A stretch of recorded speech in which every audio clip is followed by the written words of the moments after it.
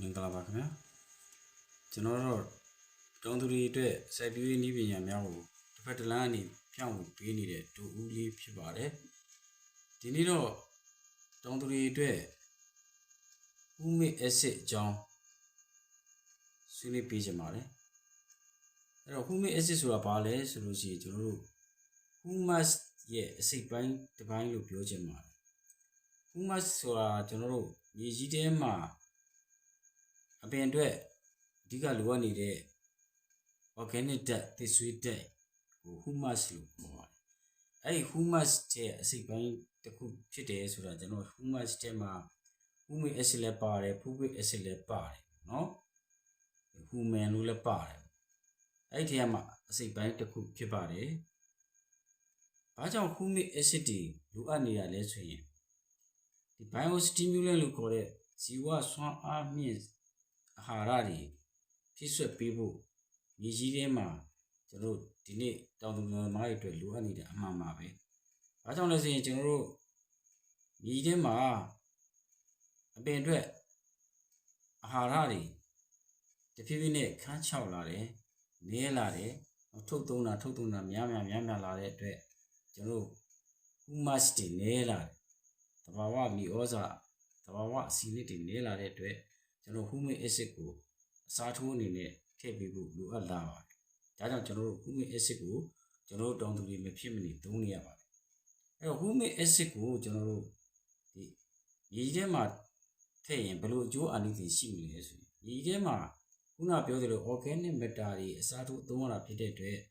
humic acid ကိုမြေထဲမှာထည့်လို့ရှိရင်မြေထဲမှာရှိတဲ့ microbe တွေအရေးအတွက်တွေများလာမယ်။နောက်အပင်တွေရဲ့အမြင့်ဖွံ့ဖြိုးမှုတွေအားကောင်းလာမယ်။အပင်တွေရဲ့အစာချအားတွေကောင်းလာမယ်။အပင်တွေရဲ့ကျွန်တော်မြေထဲမှာအပင်တွေထည့်လိုက်တဲ့ NPK ပါဝင် calcium magnesium ဇင်းစသဖြင့်အနေလိုအာဟာရတွေကိုအပင်ရဲ့စားသုံးမှုကိုများလာမယ်နော်။ဒါဆိုလို့ရှိရင် humic acid တစ်ခုတည်းနဲ့လုံလောက်လားဆိုတော့မလုံလောက်ပါဘူး။ဘာကြောင့်လဲဆိုရင် humic acid ကကျွန်တော်တို့မြေကြီးရဲ့ pH တိတ်နှိမ်လွန်းအားကြီးလို့ရှိရင်အလုံးလုံးနှုံနည်းပါတယ်။ဒါကြောင့်ဘာထည့်ပေးရလဲဆိုရင်ဒီ potassium ထည့်ပေးရပါတယ်။ potassium နဲ့ထည့်ပေးတဲ့အတွက် potassium humic လို့ခေါ်တဲ့ potassium humic ကိုထည့်လိုက်လို့ရှိရင် potassium နဲ့ neutralize ဖြစ်အောင်လုပ်ထားတဲ့အတွက်ရေချင်းရေငန်နှစ်ခုစလုံးကိုအပင်ကစားနိုင်အောင်အပင်ရဲ့အာဟာရတွေအရည်ပြောနိုင်အောင်လုပ်ပေးပါတယ်။ဒါတောင်သူများလည်းတည်ပြီးသားဖြစ်တဲ့အတွက်မြေချင်းတယ်ဆိုလို့ရှိရင်အတန်တို့အလူမီနီယံတို့စိတ်သင့်မဲ့အမြစ်တွေမှာစိတ်သင့်မဲ့အဲ့တော့အမြစ်တွေအစာမစားနိုင်ဘူး။ phosphate တွေကိုလည်း fixation လုပ်ထားမယ်။ phosphate ကိုလည်းအပင်မစားနိုင်ဘူး။အဲ့လိုအခြေအနေမျိုးမှာကျွန်တော်တို့က potassium humic ထည့်လိုက်တဲ့အတွက်ဒီ cation exchange capacity ပေါ့နော်အစာစားနှုန်းအပင်ကအစာစားနှုန်းကောင်းလာမယ်။ဒါကြောင့်ကျွန်တော်တို့ဒါ potassium humic တွေကိုထည့်ပေးရတာဖြစ်ပါတယ်။အဲ့တော့မြေချင်းလေး potassium humic ထည့်ပေးရလေပေါ့နော် humic acid တခုနဲ့မလုံလောက်။ဒါဆိုလို့ရှိရင်ကျွန်တော်တို့က humic acid ထဲမှာ potassium လည်းပါတယ်။ fulvic acid ဘာကြောင့်ပါလဲဆိုရင် fulvic acid ကကြတော့ကျွန်တော် humic acid ကိုပြန်ပြီးတော့အထောက်အကူပေးရတာ။ဘာကြောင့်အထောက်အကူပေးရလဲဆိုရင်ခုနဆိုခဲ့တဲ့ humic acid ဒီကျွန်တော် pH နှိမ့်နေတဲ့အခြေအနေမျိုးမှာအလုံးလုံးနှုံနည်းသွားတဲ့အတွက်သူတခုတည်းဆိုရင်ကျွန်တော်တို့အပင်တွေအတွက်ထောက်ပံ့နေတယ်။ဒါကြောင့် fulvic acid ထည့်လိုက်လို့ရှိရင်အပင်တွေအပြည့်အဝစားနိုင်အောင်လုံးလုံးနှုံပိုကောင်းလာအောင်ပံ့ပိုးပေးနိုင်တာဖြစ်ပါတယ်။ fulvic acid ဒီရေချင်းဒီဖြစ်စီမြေငန်ဒီဖြစ်စီပျော်ဝင်နိုင်တဲ့အနေအထားရှိတဲ့အတွက် fulvic acid ပါတာနဲ့မပါတာနဲ့ကွာခြားပါတယ်။အဲ့ဒီတော့ကျွန်တော်တို့က humus ကိုအစားထိုးနိုင်ဖို့ humic acid ရဲ့ potassium ရဲ့ fulvic acid ရဲ့ဒီသုံးမျိုးကိုတပြိုင်တည်းပါတဲ့ဒီကျွန်တော်တို့ဇီဝစွမ်းအားမြင့်ဈေးတွေခေါ်တာပေါ့နော် biostimulant တွေဟာဒီအပင်တွေရဲ့ဟုတ်လား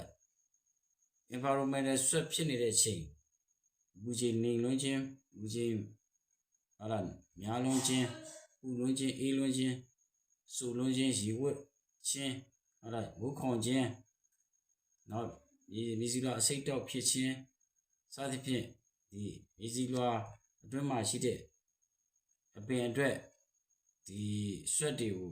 ဒီအားတွေကိုခြေဖြစ်နိုင်ဖို့ဒါပိုတက်ဆီယမ်ဟူမစ်ကလိုအပ်တာဖြစ်ပါတယ်ဒါကြောင့် biostimulants လို့ခေါ်တဲ့ပိုတက်ဆီယမ်ဟူမစ်ကိုထည့်ပေးခြင်းအပြင်မြေကြီးကိုလည်းပြုပြင်ပြောင်းလဲနိုင်တဲ့မိုက်ခရိုတွေလည်းများလာတယ်အမြင့်ထွန်းအားလည်းကောင်းလာတယ်အပင်စားအားလည်းကောင်းလာတယ်မြေကြီးထဲမှာအစိတ်တောက်တွေကိုလည်းဟာလာဓာတ်ကျွမ်းအာနိသင်တွေကိုလည်းဖယ်ရှားပေးနိုင်တာဖြစ်ပါတယ်ဒါဆိုလို့ရှိရင်ကျွန်တော်ရွက်ဖြန်းမြေဩဇာဘာကြောင့်သုံးတာလဲဒါလေးကလည်းတစ်ချက်တောင်းတူမေးကြပါတကယ်တော့မှန်ပါတယ်ပိုတက်ဆီယမ်ဟူမစ်တို့ဟူမစ်အက်ဆစ်တို့ဆိုတာဒါမြေစီလွာဟာလာမြေချီနေဖြစ်စီမြေငံနေဖြစ်စီအပင်မစားနိုင်တဲ့အချိန်မှာစားနိုင်အောင်ကျွန်တော်တို့ပံ့ပိုးပေးတာမြေစီလွာကိုပြုပြင်ပြောင်းလဲပြီးတော့အပင်ကိုထောက်ပံ့ပေးတာမှန်ပါတယ်သို့တော်ကြောင့်လည်းပဲရွက်ဖြန်းမြေဩဇာဖြစ်သုံးမယ်ဆိုလို့ရှိရင်လည်းရပါတယ်ဘာကြောင့်ရလဲဆိုရင်ဟူမစ်အက်ဆစ်လည်းပါတယ်ပိုတက်ဆီယမ်လည်းပါတာဖြစ်တဲ့အတွက် nutrient အခြေအနေမျိုးဖြစ်တဲ့အတွက်အရွက်ပေါ်မှာဖြန်းရင်လည်းပဲဖူဖစ်အက်ဆစ်ကအရွက်ကနေပြီးတော့အရွက်ထဲကိုအစာအာဟာရတွေစိတ်ဝင်တော့လုပ်ပေးနေပါတယ်ဒါကတော့ကျွန်တော်တို့ဖူဖစ်အက်ဆစ်ပိုတက်ဆီယမ်တွေပါတဲ့ဟုတ်လားဒီ biostimulants ကိုတကယ်တမ်းကျွန်တော်တို့အည်သွေးကောင်းရင်ကောင်းတယ်လို့ပို့ပြီးတော့ထိရောက်တာတွေ့ရပါတယ်ဒါကြောင့်ရွက်ဖြန်းမြေဩဇာတွေနဲ့လည်းပဲဖြန်းလို့ရတယ်နှုံးထားတော့ဖြင့်ကျွန်တော်တို့မြေကြီးထဲမှာထည့်တဲ့နှုံးထားတက်တော့နေပေးဖို့လိုမယ်နော်ဒီနေပူတဲ့ချိန်မှာဖြန်းတာမျိုးရှောင်ဖို့လိုတယ်အပင်ရဲ့ဟာလာအပင်ငယ်စဉ်ဆိုရင်တစ်မျိုးအပင်ကြီးရင်တစ်မျိုးဒါနှုံးထားကိုတော့ချိန်စားဖြန်းဖို့လိုမယ်အဲ့လိုသာနှုံးထားကိုချိန်စားဖြန်းမယ်ဆိုရင်ဒီအပင်ငယ်ဟာလာမိုးများလို့တော်လကောင်းရေဦးလို့တော်လကောင်းမြစ်ပုတ်လို့တော်လကောင်းဟာလာမိုးခွန်လို့အာဟာရချို့တဲ့နေရင်တော်လကောင်း deficiency ဖြစ်နေရင်တော်လကောင်းဒီပိုတက်ဆီယမ်ဟူမစ်ကိုရွက်ဖြန်းအနေနဲ့သုံးလို့ရပါတယ်။ချုပ်လိုက်ရင်ပိုတက်ဆီယမ်ဟူမစ်ထဲမှာပိုတက်ဆီယမ်လည်းပါတယ်ဟူမစ်အက်ဆစ်လည်းပါတယ်ဖူဖစ်အက်ဆစ်လည်းပါတယ်ဆိုရင်မြေကြီးကိုဟာလာမြေပြုပြင်ပြောင်းလဲပြီးတော့အစာအာဟာရစားနိုင်အောင်ပံ့ပိုးပေးနေတယ်လို့အရွက်ကိုလည်းပဲ environmental soil လို့ခေါ်တဲ့ကျွန်တော်တို့အပင်တွေဖိအားများတဲ့အချိန်မှာပံ့ပိုးတဲ့အနေနဲ့အရွက်ကိုဖြန်းလို့လည်းရပါတယ် fertigation အနေနဲ့ကျွန်တော်တို့ drip pipeline နဲ့ရေပေးရင်းနဲ့အစာကိုထည့်ကျွေးလို့လည်းရပါတယ်ဒီလောက်ဆိုရင်ကျွန်တော်တို့ humic acid fulvic acid အကြောင်းအကြမ်းမြင်သဘောပေါက်မယ်လို့ယူဆပါတယ်အားလုံးကျေးဇူးတင်ပါတယ်ကျွန်တော်တို့လေးပါ